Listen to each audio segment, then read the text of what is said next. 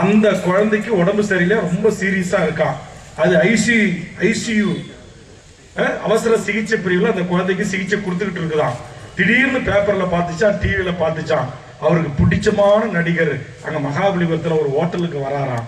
உடனே இந்த அம்மா 10 மாதம் சுமந்து பெற்ற அந்த குழந்தைய விட்டுட்டு திருட்டுத்தனமா பஸ் ஏறி வந்து முதல் நாள் காலையில இருந்து மறுநாள் மாலை வரைக்கும் அந்த நடிகரை பார்க்க காத்து கிடக்கிற தற்கூரி கூட்டமா என் தமிழ் சமூகம் மாறி நிற்கின்ற போது இங்கு ஒளிபெருக்கியை வாங்கி சரியான புரிதலோடு எதற்காக நாங்கள் இந்த போராட்டத்தை நடத்துகிறோம், எதற்காக சட்டமன்ற உறுப்பினர்களை இதை தடுத்து நிறுத்த வேண்டும் என்று என் பாமர தாயிலிருந்து இதயத்திலிருந்து உணர்வுபூர்வமா வருகிறதல்ல.